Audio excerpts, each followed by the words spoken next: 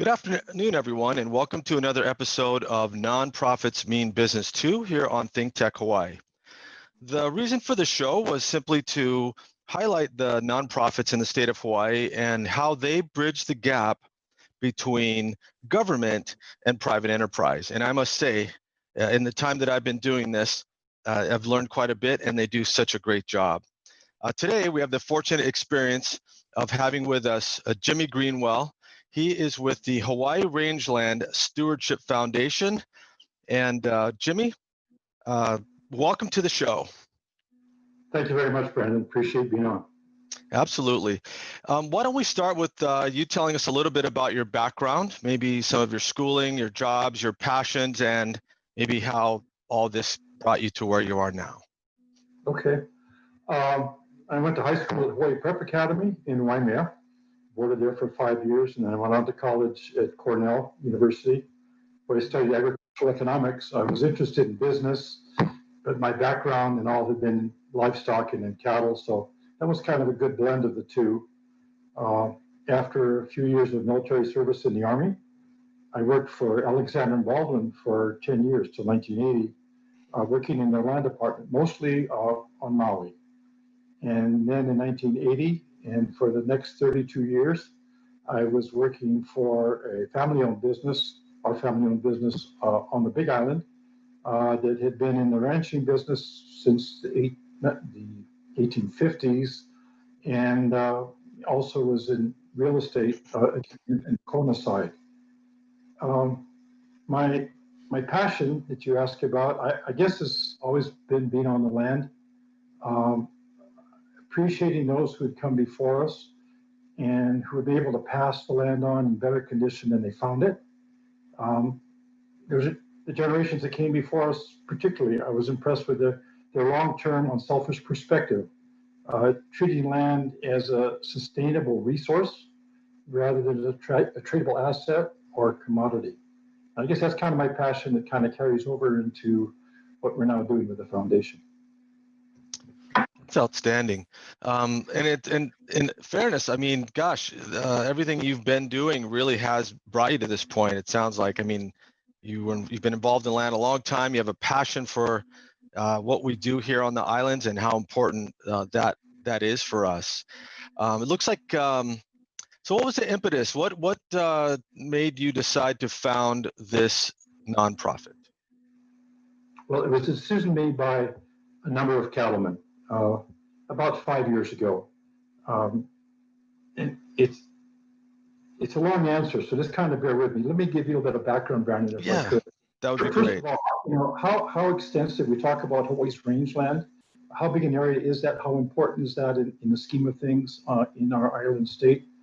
About 750,000 acres of the 4+ million acres in the state is in rangeland. Some of it's seasonal use, but it's aside from forestry and forested conservation areas, the next largest land use is rangeland. So it's very significant, over 20% of the state's landmass.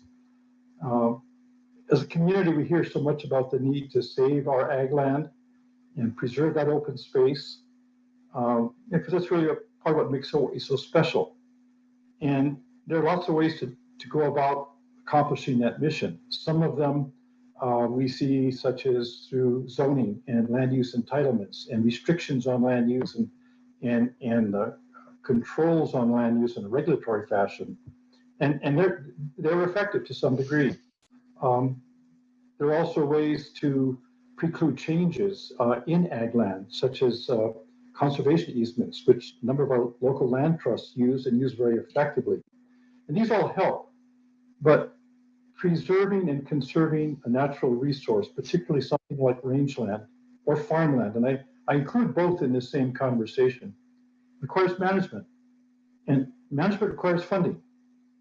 And so funding requires the ag land user, whether it be a farmer or a rancher, to survive and succeed in this business in order to be able to continue to manage that natural resource for future generations and, as we'll be talking about, for the benefit of the community. I was introduced to the concept of ecosystem services and the value of these ag lands a number of years ago when I had the privilege, along with about half a dozen of us who went, I believe we went as guests of the Hawaii Nature Conservancy, went to Stanford to a workshop that was conducted by Dr. Gretchen Daly. Gretchen is now the Bing Professor of Environmental Science at Stanford. And we attended one of her workshops. It was quite a cross-section of people.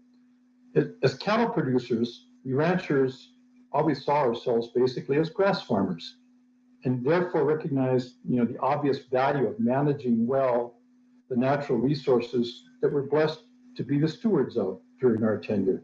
There's the water, the land, the vegetation, the habitat.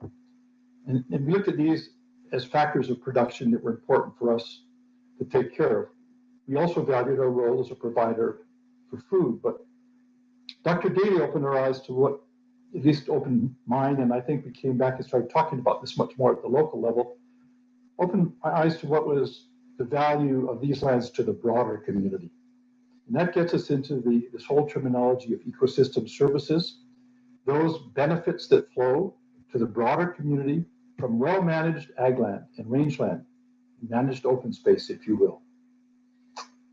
These ecosystem services, quite a broad suite of them. They include watershed and water recharge, which is attributable to these rangelands, soil health and conservation, carbon sequestration, even in grasslands can be significant in soil carbons, as well as the trees, because we're talking about grasslands and woodlands and some forests. Habitat preservation and biodiversity, the preservation of open space and vistas. And you think of how we enjoy, and we're not out on the land, not cowboys, we're not out there every day. What our visitors in a local population appreciate in terms of the views that we have looking Malcolm.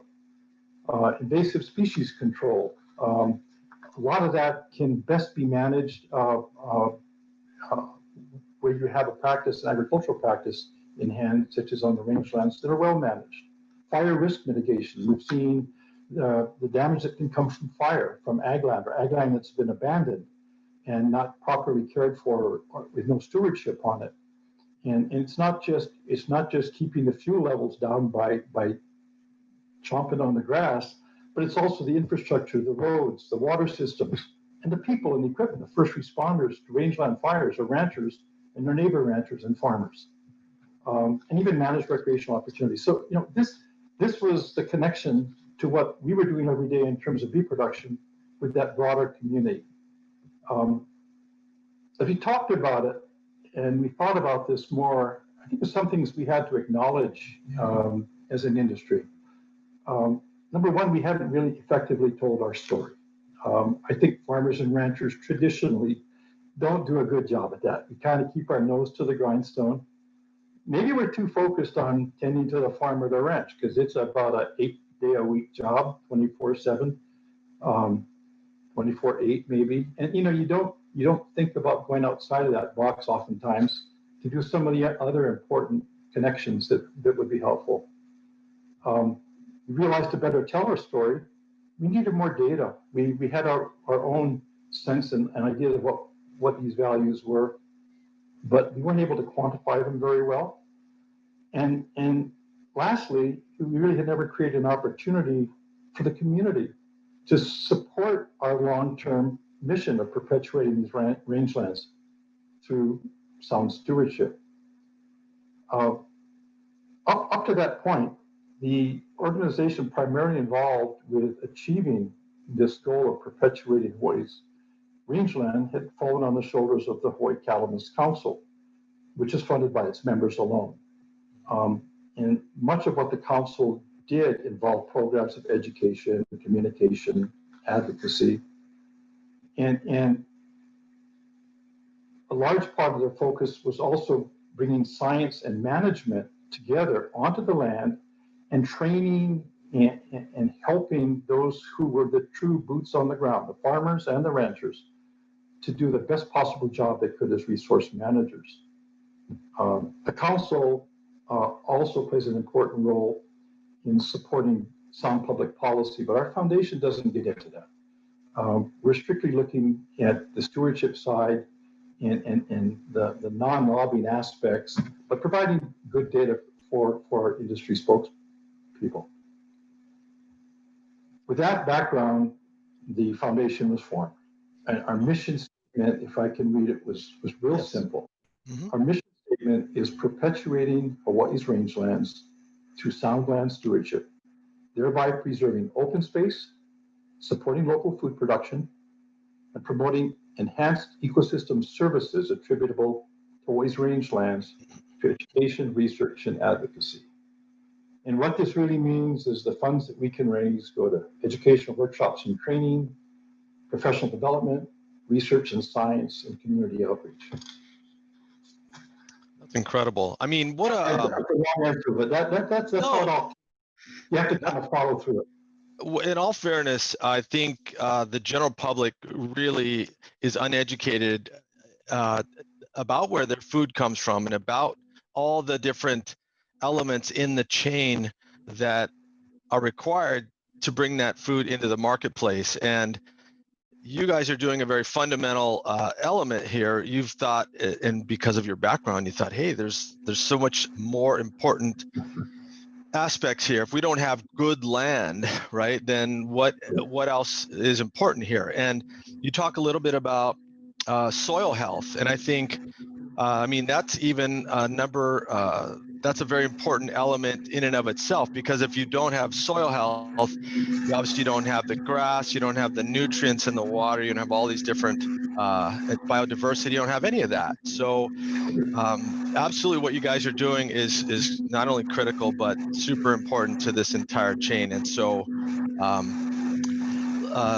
with that having been said, I'd like to ask you a little bit about how COVID-19 has affected your operations. Well, the current situation we face with COVID-19 it's really brought home a lot of issues, I think, for all of us, not just in what we try to do in our industry or through our foundation. I mean, it's got us rethinking pretty much everything. Tourism, food security, ecological impacts of our lifestyle and our economy, economic sustainability, all of that. And we're a young foundation. We're only a couple of years old, just getting our feet wet, truthfully. We believe our mission is even more vital today. But we're extremely sensitive in terms of how best we proceed with this unprecedented, health challenge that we have. There's certainly some potential foundation supporters are more affected by the COVID crisis than are others. So we're just trying to work our way through it. I talked a little bit about what we have done and what we hope to be doing, but we're rethinking how to fund this effort that supports our mission, and we're having to kind of go slow and carefully until the bigger issue, which is the health of our entire economy here and our community, kind of gets back on its feet. Wow. So, this is a time where we take a break. We're going to take a 1-minute break, Sure. and then then we'll be back. So I just want to say thank you for everything so far, and I'll talk to you on the break. Thank you. Aloha, I'm Keisha King, host of Crossroads and Learning on ThinkTech Hawaii. On Crossroads and Learning, our guest and I discuss all aspects of education here in Hawaii and throughout the country. You can join us for stimulating conversations to enrich, enliven, and educate. We are streamed live on ThinkTech bi-weekly at 4 p.m. on Mondays. Thanks so much for watching our show. We look forward to seeing you then. Aloha.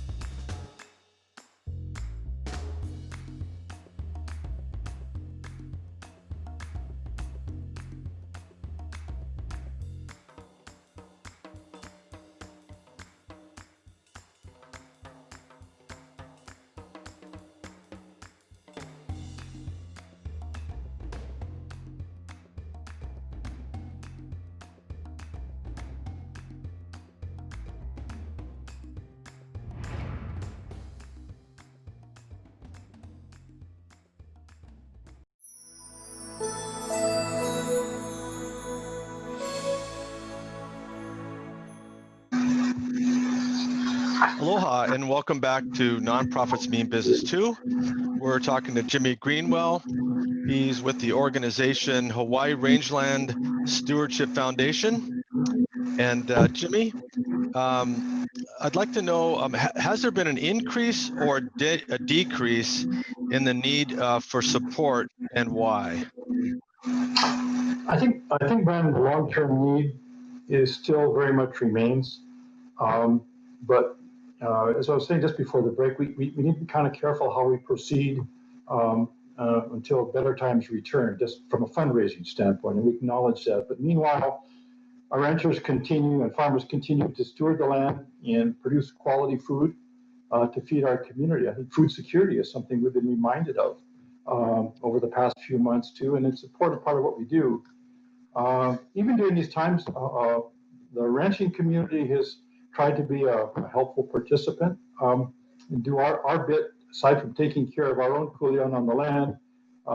For example, there's a donation made by a consortium of producers, about 20,000 pounds of beef a month or two ago, to the Salvation Army. This went to create over 60,000 meals for families in need across the state. So yes, the need is still there, and we're trying to do other things in the interim that are part of the solution. That's amazing. I actually belong to a nonprofit, and we've been doing food distribution, and I do believe some of your meat did make it into our distribution. I was very impressed and also pleased. The quality was exceptional, and that's the kind of the support that you guys offer. I also did an interview with Salvation Army, and they do a tremendous job as well. So what are some of the current projects that you have in the works right now, and what are some of the projects that you hope to achieve over the next several years? Well, we recently supported an effort to put together a literature review documents that the documents regarding ecosystem services and what well-managed rangelands provide to the broader community. This involved bringing in people from outside of the cattle industry. We thought that was important. Subject matter experts on carbon sequestration, soil science, cultural, wildfire, biodiversity. And we also, I thought it was significant, we received some funding for this from the Center for Conservation Biology at Stanford University and the Natural Capital Project. And we appreciated their interest and support, and it kind of gave us a more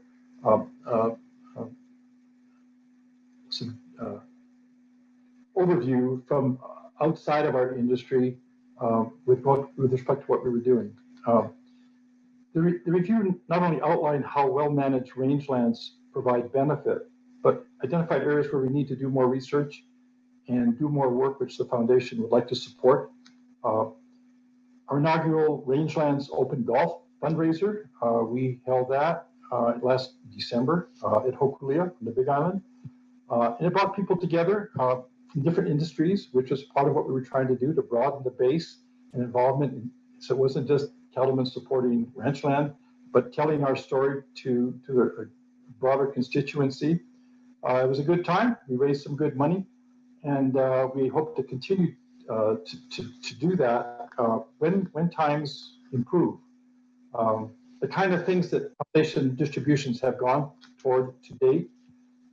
Just as an example, we supported a farmers market effort, a website which we were putting together through the Paniolo Preservation Society to allow people to access local food while still staying safe during the COVID-19. We've provided funding toward an informational video to spread awareness and information about a critter called a two-line spittlebug, which had been raising havoc in pasture lands in Kona in particular, just as an example with the invasive species issues.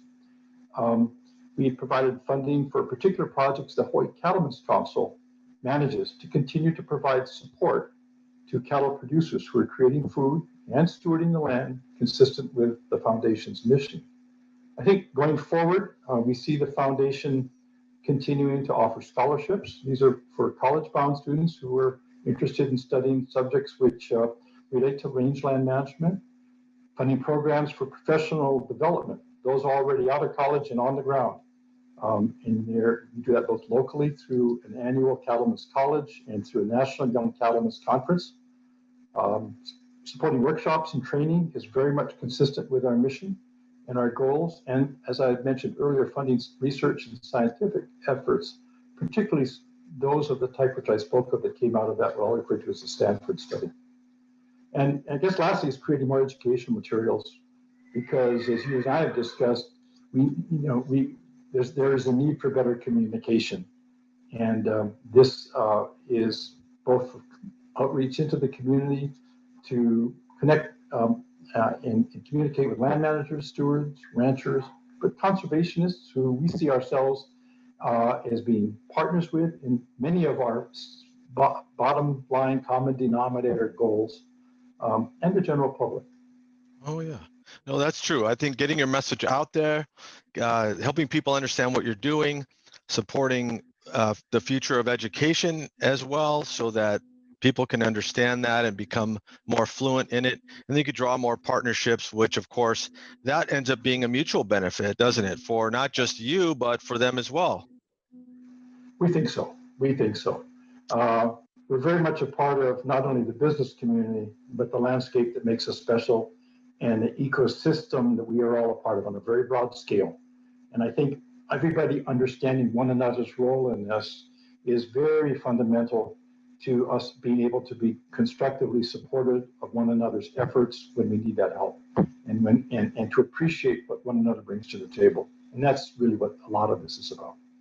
No, 100%. And I think living here on the islands, it should be ever more critical that we understand that. I think a lot of times, we think of the ships that bring our food from the mainland and all over the world, but we're not really thinking about our local situation and becoming self-sustaining here, and all the elements that play into that as well. So you talked a little bit about ecosystem services. That was intriguing to me. What exactly is that? Well, it's that suite of benefits that, if you can visualize it, typically most of our rangeland is Mauka land, upcountry land. When you look Mauka and you see these expanses of rangeland, it's the benefits that often go quite unrecognized by the downslope community. Whether it's the watershed recharge, whether it's the view plains, whether it's the carbon sequestration, which has been really interesting for us to research and get more information on with respect to the role that rangelands play in carbon sequestration, in addition to woodlands and forests, the cultural values. It's all of those things. And I hate to say we take things for granted, but times like this, sometimes I think we realize we do. And it's the value of those which really, I think, connects us as much as anything to the broader community, and how we, I think, are valued and appreciated by them, although some of these are concepts which we don't talk about a lot. No, we don't. But I will tell you this, and I would agree with what you're saying. The importance of doing what you're doing. The majority of the work you do is unseen, but it's not unfelt, right? In other words, it affects everything upstream from you. So if it weren't for you doing the things that you're doing in the background, a lot of ways, then all those other things would be affected, and eventually we'd feel that effect. So we wouldn't have our local beef. Maybe we'd have to go elsewhere for it or whatever. So that's really important. I also know you just did a fundraiser this year. You talked a little bit about that to help your organization. So obviously during COVID-19, a lot of the fundraising activities have been shut down. And so what is your plan for continuing to garner support during this time? Well, I think there's a certain type of sponsor, contributor, supporter, if you will, let's say a golf tournament or that type of event, allows you to develop a relationship with. But I think there are also others, and what we're reaching out toward now are other foundations, organizations, individuals, where we see parallels between what we're trying to do and some of the work that they're trying to do. Sometimes the tools that they have which maybe are intended to basically preserve ranchland, for example, focus more on the regulatory or easement approach rather than keeping the business healthy. And yet what we see is a very common denominator. What we're all trying to accomplish is basically keeping those lands with stewardship on the lands, which means keeping the farmer or the rancher there because he's been taking care of it oftentimes for 100 years or more, and we got to keep them viable. So if we can create expand on that relationship and discussion with others who have a very similar goal in mind, I think we bring sort of another approach for those who are anxious to support open space preservation, ag land preservation, and sustainability. So we kind of turn our focus for the time being maybe away from this. We do want to come back to that. We think the time will return. Not prepared to do a virtual golf tournament yet, but we hope in the meantime, another very important avenue of potential support are from these kinds of individuals and foundations who have the same long-term vision that we do. That's outstanding. And I know there's a lot of those types of individuals here in the state of Hawaii, and they are varied in range and scope. And I could talk to you a little bit about that after we leave the show. I'd love to continue the conversation. So I'd like to also know, like, what are some of the ways that our listeners can support your mission there at HRSF? Well, unfortunately, we don't have any volunteer type projects to do. It's not really the nature of what we do. I think just opportunities such as this, and if this resonates, if this message resonates with your viewers, I would encourage them to stay in touch with us, to reach out to us. They can find us on the Hawaii Rangeland Stewardship website. And what the emphasis that I had spoken of, the direction we're trying to go in now, involving finding others with common interests and who share our vision to help us connect with those sorts of potential funding support that are consistent with what we're trying to do and what they believe in would be tremendously helpful. Reaching out to other nonprofits, I don't know if you are familiar with NANO, but that might be a good place as well. And what I think it might be the future of a lot of the things we're doing here and for the show is that we want our nonprofits to work together, maybe towards a common goal. And ultimately, I think that it would be a great way to bring us all together. You talked about agriculture, you talked about we have the ranchers, you're right there in the middle because you're doing soil conservation and doing all these different things which would benefit the ag department as well, the ag land. And so with that cooperative effort and the cooperative fundraising and everything, we can all come together and we can. We welcome partnerships. I think we each bring a different set of tools to the table, but oftentimes with a very similar common goal.